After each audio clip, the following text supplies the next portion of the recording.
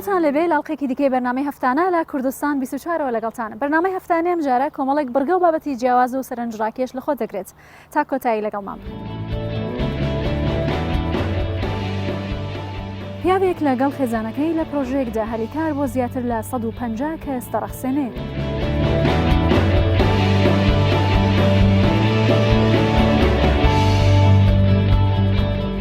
لە دەریاچەی دۆکان جۆرەها باڵندەی جیاواز دەژین و جوانیەکی تایبەتیان بە سروشتی ناوچەکە بەخشیوە.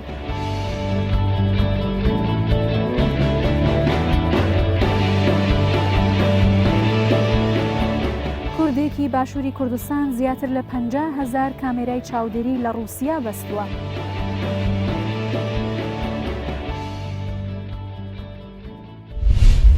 هێمن ئەیۆب گەنجێکی خەڵکی شاری هەولێرە و توانیوەتی لەگەڵ خێزانەکەی لە جۆرەها بەرهەمی خۆماڵی وەکو میوە چەندین جۆری جیاوازی شیرنەمەنی دروست بکات. ئەو ئێستا توانیوەتی هەلی کار بۆ زیاتر لە 150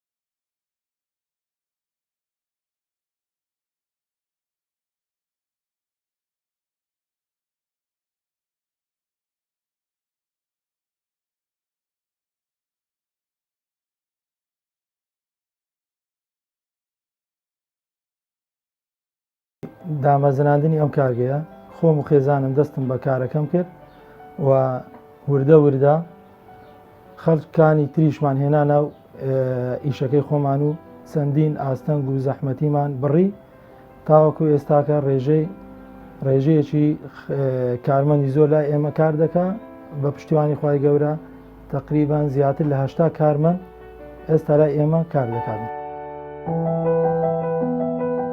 من وەکو دەرچووی پەیمانگە و چەند هاوڕێیەکم کە سوودمان لە دامەزراندنی حکومەت وەرنەگرتووە، هاتوون لێرە کە هەلی کارمان بۆ ڕەخساوە، هاتوون لێرە ئیش دەکەین، زۆر سوودمەندیشین.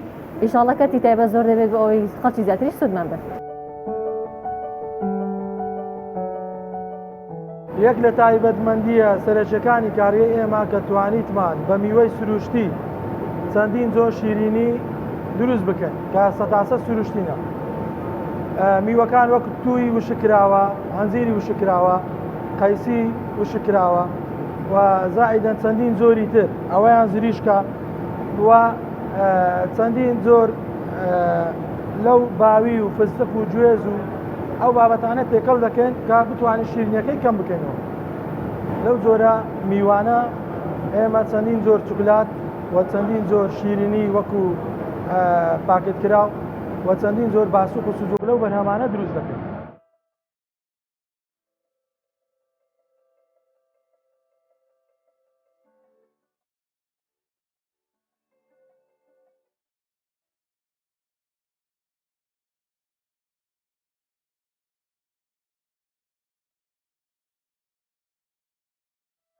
جگە لەو بەشانەی باسم کرد ئێمە گوێز شکاندنمان هەیە لەگەڵ بەداوەکردن. ئەو گوێزە زیاتر لە 50 خێزان لە ماڵەوە ئەو کارم بۆ دەکەن. بەو شێوازە بۆ باسوق و سوزوق بەرهەم دێنین ئێمە.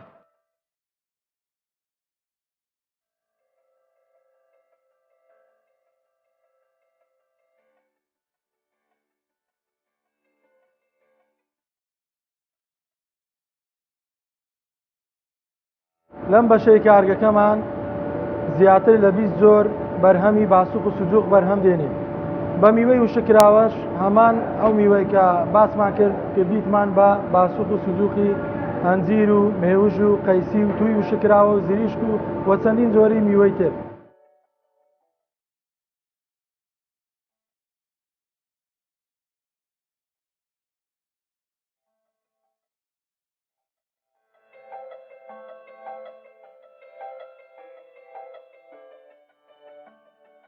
باسمان لە میوەجاتەکان کرد.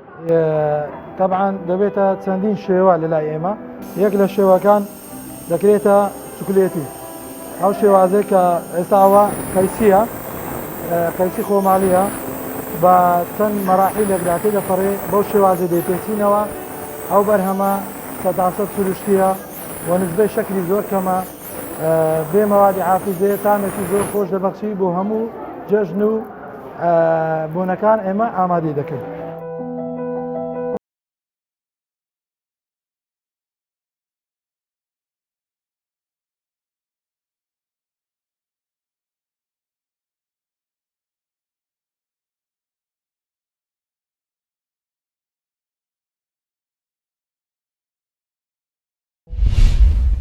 شۆخان خانمێکی دانیشتووی هەڵەبجێ و دوای تاواکردنی خوێندن ئێستا توانوێتی لە ماڵەوە سەرقاڵی دروستکردنی کەلوپەلی جوانکاری ناوماڵ و کاری دەستی بێت لەم ڕێگەیەوە بژێوی ژیانی خۆی دابین بکات. ئەو دەڵێت پێویست ناکات خانمان بە دوای کار لە دەرەوەی ماڵەکانیان بگەڕێن، بەڵکو دەتوانن گۆشەیەکی بچووکی ماڵی خۆیان بکەنە کارگەیەکی جوان و تیایدا بژێوی ژیانی خۆیانی پێدابین بکەن.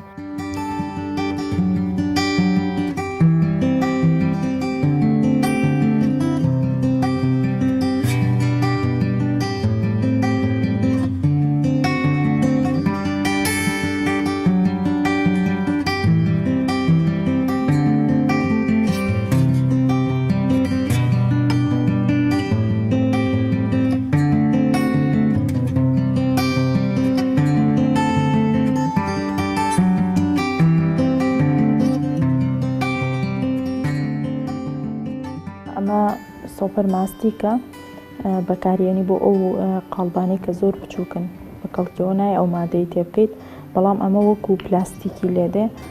ئەمە سۆپەر ماستیکە لەگەڵ ئەمە وەکو هەوێن وایە، هەر تۆزێک ئەیکەیتە ناو ئەمەیان زۆرتر بێت، ئەمەیان یەک تۆستێکەکەی بۆ ئەوەی گەرم بێت و تێکەڵ بێت زووتر دا بەدەستەوە و ئیشەکە باشتر.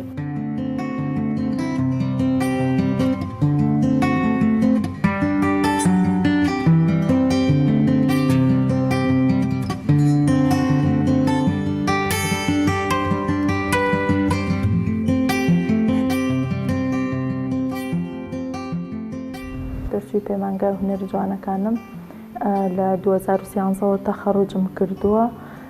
دەرچووی بەشی سیرامێکم، بەڵام دانەمەزراوم. لە ئێستا خەریکی ئەم کارە هونەریانم. هەر لەو کاتەوەی کە کردووە پەرەمبە ئیشەکەم یاوە هەر وازم لێ نەهێناوە، حەزم کردووە کاری دەستی بکەم. چەند جارێکیش خولی کاری دەستیم کردوێتەوە بۆ مناڵان و بۆ ئافرەتان. ئێستاش بەم کارەوە سەرقاڵم ماوەی مانگێکە دەسم بەم ئیشە کردووە.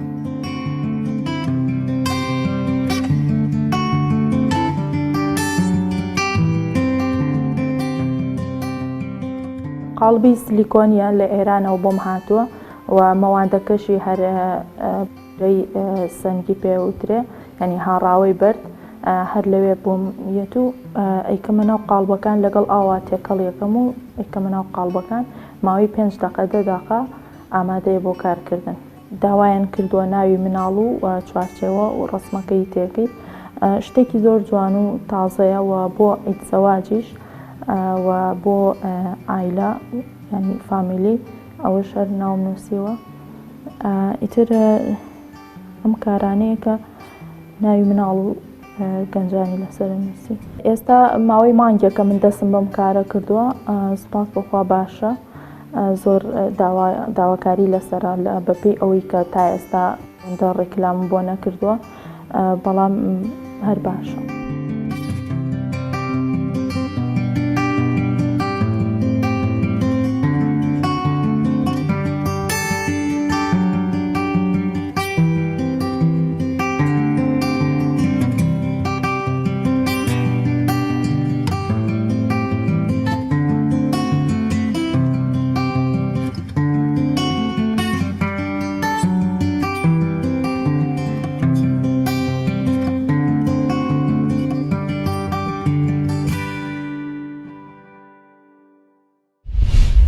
کوردستان بە سروشتی جوانیەوە بەناوبانگە و دەریاچەی دوکانی شێکێک لەو شوێنانەیە کە سروشتێکی جوان و دڵڕفێنی هەیە.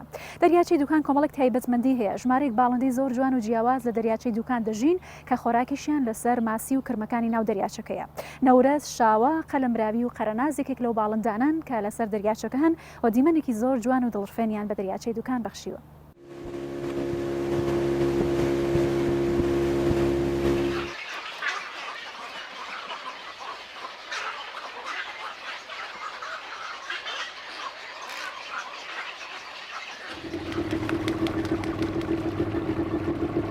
دەریاچەی دوکان چەندەها جۆر باڵندەی تێدایە، هەر جۆرە و چەند کەڵێک لێ دەبێتەوە، چەند جۆرێکی تێدا لەو جۆرانە.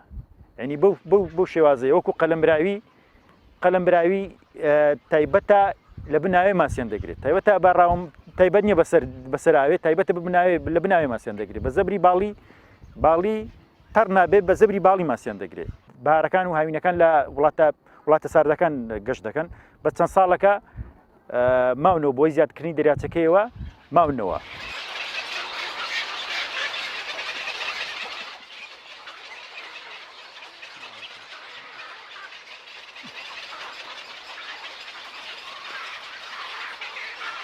دیگە لە قەلەمراوی نەورۆسی تێدانە و ئێمە واقعیان پێ دەڵێن، بەڵام واقعیت پێیان دەڵێن نەورۆسیش، یعنی دوو نێویانەیە. چەندەها جۆری تێدایە، جۆری گچکەی تێدا، گەورەی تێدایە، سەرڕەشی تێدایە، ئیسپی تێدایە، ینی جۆریان زۆرە و شاوەشە تا جۆری زۆرە.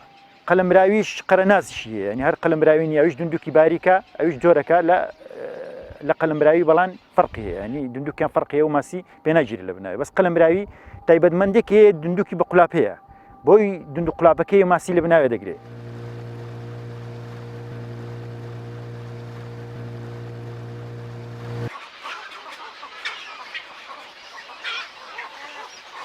بە شەرعی ژەوی دندوکی بە قوڵاب بێ لە حەقەتدا گۆشتی ناخورێ، بەڵام خەڵکی مەدەچێت دان خوا کە بە حساب خەڵکێکی موسڵمانی شەکەتی دەچێت ڕایان دەکەوت دەشیان خوا کە ماسەکەی دەگرێ ناتوانێت هەڵفڕێ بۆی حکمی کە ماسەکەی لە قوڕگی حاسێ دەبێت بە ئاسانی دەستنە سەر سەری ڕاوی دەکەن داوانگوژێت.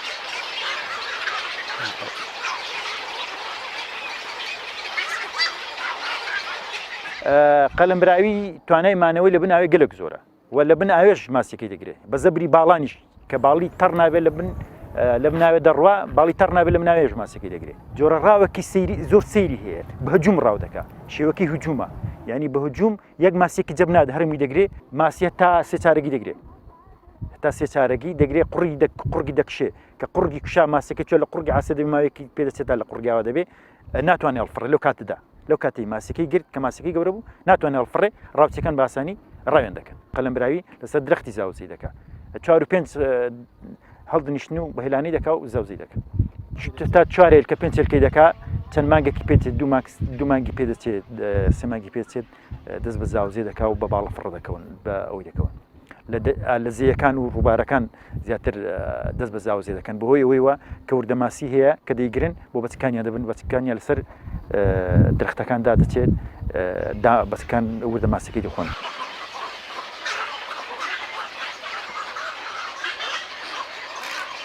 بوونی ئەو باڵندانە لە دەریاچەی دوکان سوودی زۆر زۆرە کە لە ڕووی گشت و گوزارە و لە ڕووی سروشتێکی جوانەوە، لە ڕووی ژینگەوە لە وڵاتەکان کەس کە خەڵک دەچێت ڕسمیان لەگەڵ دەگرێت، بەس لە دەریاچەی دوکان لە کوردستانی مەچی خەڵک ڕاویان دەکات، یعنی ئەوە جیاوازەکەی ئەوەیە جیاوازیمان لەگەڵ وڵاتە پشکەوتەکانی بەڕاستی. خەڵک لە وڵاتەکان هەست بە پرپرسیارە دەکرێت، لێر هیچ هەست بە بەرپرسیار گرنگەوەی دەڵێ شتەکەی لەناو بەرم، باڵندەکەی لەناو بەرم، ڕای بکەم، یعنی هەست بەوەی ناکە کە چەند جوانە و باڵندە لەو سەر و دەریاچەیە کە سروشتێکی جوانەیە ئینسان دڵی پێ دەکرێتەوە، هەتا بۆ نەخۆشی کە نەخۆش بێتە سەر دەریاچێکی تەماشای کە دڵی پێ دەکرێتەوە کە ئەو باڵندە جوانانە لە سەر و دەریاچەیە، یعنی دەریاچە بە چ جوانە، کوردستان بە چ جوانە، عیشی پۆلیسی دارستان و ژینگەیە کە ئەو باڵندانە بپارێزێت، چونی ئەرکان ژینگەیە.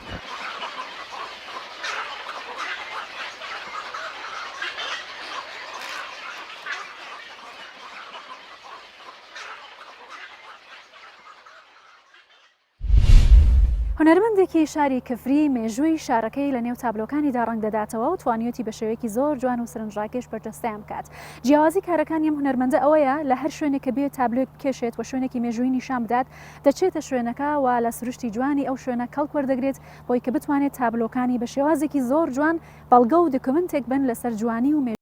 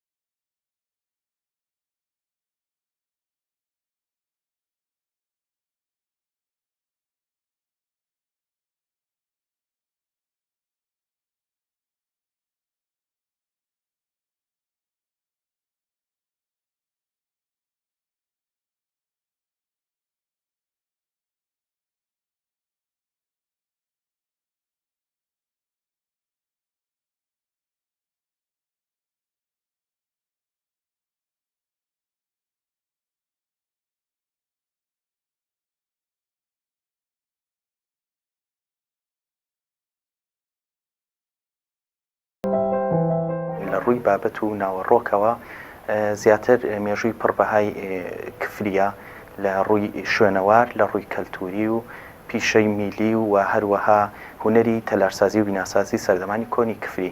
ئامانجم لە کێشانی ئەم تابلۆیانە زیاتر بە ئەرشیڤکردنیی هونەریانەی ئەو مێژووە پڕبەهاداری کفریە کە لە ڕابردووە هەی بووە بۆ نەوەی داهاتوو.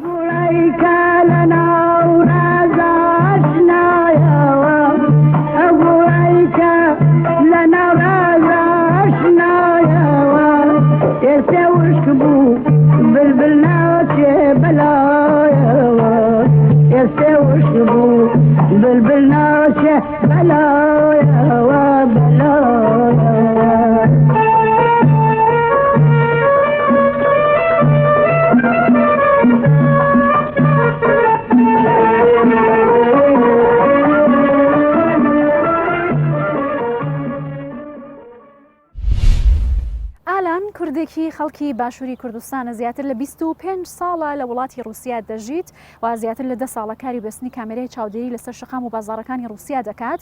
توانیوتی تا ئێستا 50,000 کامێرای چاودێری لە رووسیا ببەستێت.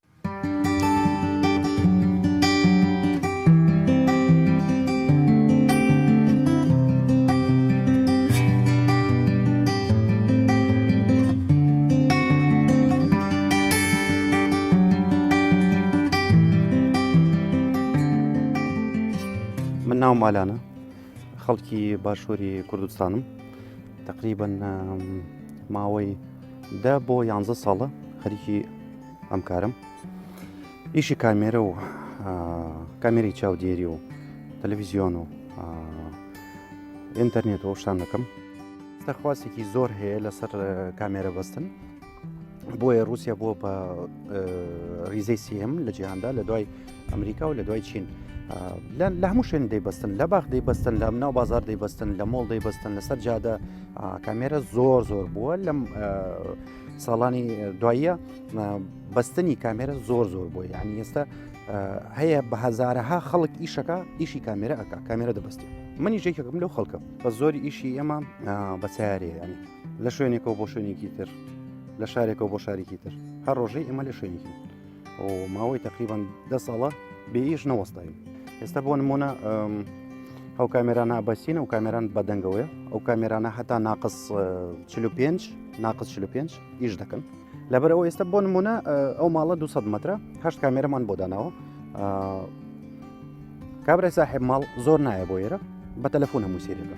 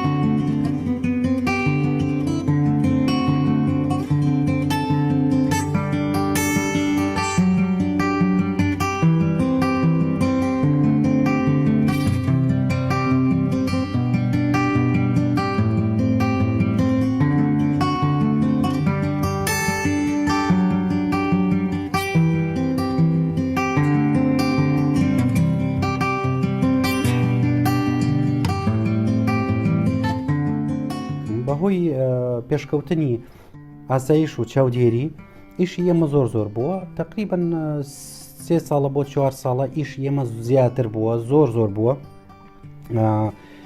بەیانیان من دەردەچم لە ماڵەوە مناڵەکان خەوتون شەوان ئێمەوە بە ماڵەوە مناڵەکان هەر خەوتون لێرە ژیان زۆر سەختە لێرە ئەگەر خۆت نەژێنی کەس تۆ ناژێنی هەموو ئیشەکە کەوتۆتە سەر خۆت جا لەبەرەوە ژیان بەڕاستی لێرە قورسە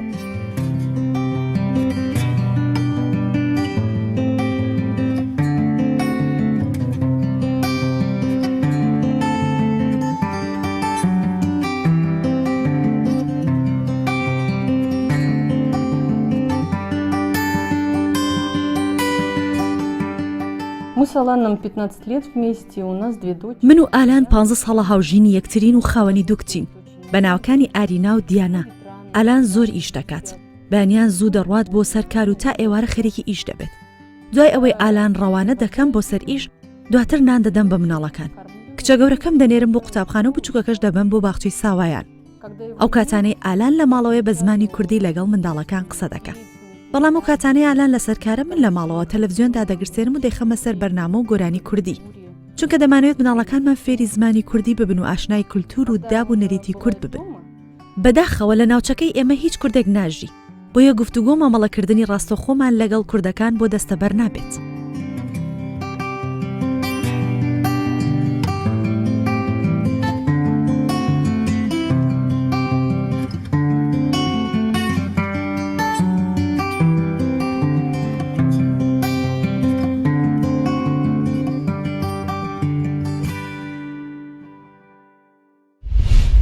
لە ماوەی ڕابردوودا بینەر و بیسەری بەرنامەی هەفتانە بوون لە کوردستان 24ەوە تا پێگەیشتنەوەیەکی تر هەر شاد و بەختەوەر بن.